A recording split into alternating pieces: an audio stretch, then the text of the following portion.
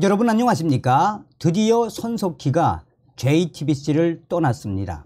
그런데 그 이후에 손석희 때문에 JTBC가 역대급 폭망이라는 내부 소식이 터져 나왔으며 삼중 악재에 JTBC 난리가 났습니다. 한마디로 무슨 이야기가 되겠습니까? JTBC가 당시에 박근혜 대통령 가짜 탄핵 태블릿 PC 때문에 얼마나 기세등등했습니까?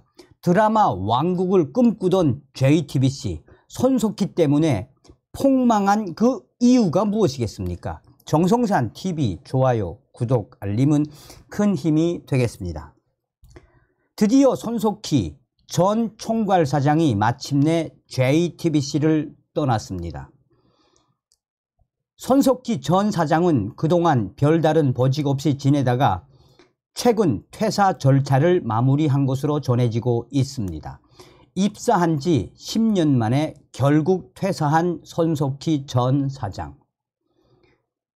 JTBC 관계자는 최근 언론에 손석희 전 사장의 퇴직 절차가 모두 마무리됐다라고 밝혔습니다. 이후 전 현직 JTBC 내부 관계자들이 손석희 때문에 사실상 JTBC가 역대급 망했다라는 충격적인 반응들이 터져 나오고 있습니다. 10년 전에 JTBC 입사를 한 익명의 A씨는 그동안 JTBC는 종합편성 이후에 드라마와 예능에서 얼마나 초창기에 잘 나갔었나라며 초창기 JTBC가 내건 드라마 왕국의 기조, 사실상 그 당시에 JTBC 손석희 사장이 온 이후부터 JTBC가 몰락하게 된 결정적 이유라고 이 A씨는 강조하고 있습니다. 또한 JTBC에서 근무를 하다가 6년 만에 이 JTBC에서 퇴사를 한 B씨는 현재 JTBC의 가장 큰 악재는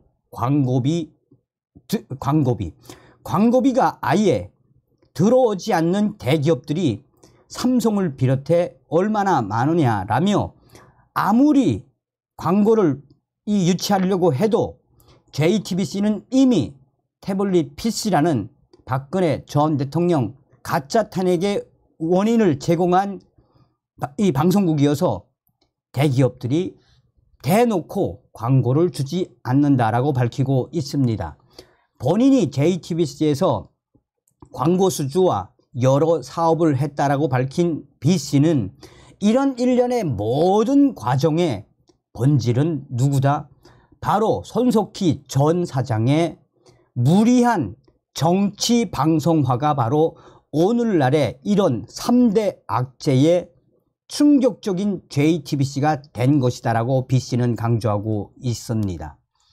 현직 JTBC에서 근무한다라고 밝힌 C씨 역시 이런 일련의 모든 과정을 들여다보면 우리 JTBC가 처음부터 내걸었던 예능 왕국, 드라마 왕국, 그 본연의 모든 것들은 사라져 버렸다라며 이상하게 JTBC 드라마, 이념적인 드라마 누가 기획을 했는지 내부에서도 이 일련의 모든 과정 충격적인 상황이라고 내부의 JTBC 관계자들도 이 이야기를 하고 있다라고 전하고 있습니다. 그러면서 지금이라도 JTBC가 분골 쇄신하지 않으면 JTBC는 앞으로 더 충격적인 이 망하는 속도가 빨라질 수밖에 없다라고 이 JTBC 내부 관계자가 성토하고 있습니다.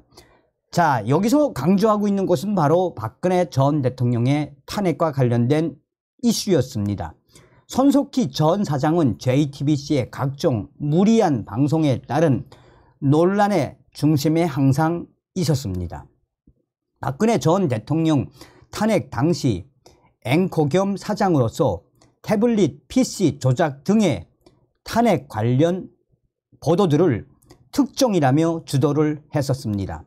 태블릿 PC는 입수 과정이 석연치 않고 태블릿 PC에서 수정 작업을 할 수 없는데도 불구하고 손석희 전 사장은 마치 이를 통해 이 박근혜 대통령 연설문을 고친 듯이 단독 특정 방송하는 등 무리한 탄핵 조작 방송으로 언론윤리위원회의 도마에 올랐던 장본인이 손석희 전 사장입니다. JTBC는 이 같은 무리한 탄핵 방송으로 한때 좌파 성향 시청자들의 아성으로 인식돼 왔습니다. JTBC의 무리한 보도는 삼성과 대기업들 사이마저 틀어졌습니다. 삼성은 이 때문에 JTBC의 광고를 중단하는 초강수를 두었고, 이는 JTBC 경영에 큰 부담으로 작용해 왔습니다. 또한 대한민국의 10대 대기업들 중에 JTBC에 광고를 하지 않는 기업들이 그 이후부터 늘어난 이유도 이런 손석희 전 사장의 탄핵 조작 방송으로부터 비롯됐다는 게 전문가들의 주장입니다. JTBC 내부에서도 손석희 전 사장 시절의 무리한 탄핵 방송에 따른 후폭풍을 걱정하는 목소리가 높아졌습니다. 이에 따라 손석희 전 사장은 2021년 9월부터 올해 9월까지 JTBC의 순회 특파원이라는 타이틀로 사실상 방송 일선에서 물러났습니다. 지금 현재 JTBC는 최근 최악의 3중 악재를 맡고 있습니다. 3중 악재에서 첫 번째는 시청률이 반토막이 났습니다. JTBC 시청률 반토막 난 것은 이미 오래됐고, 손석희 전 사장의 탄핵 방송 이후부터 JTBC가 방송하는 모든 프로그램들은 시청률이 하루하루 뚝뚝 반토막으로 떨어졌습니다. 두 번째는 대규모 적자.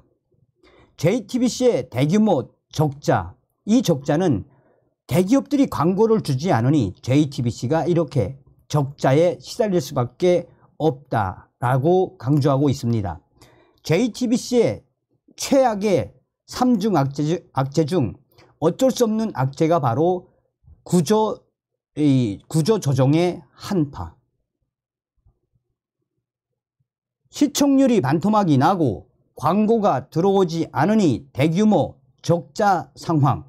이에 구조 조정은 어쩔 수 없으며, 구조 조정의 한파에 JTBC 직원들도 지금 한바탕 난리가 났습니다.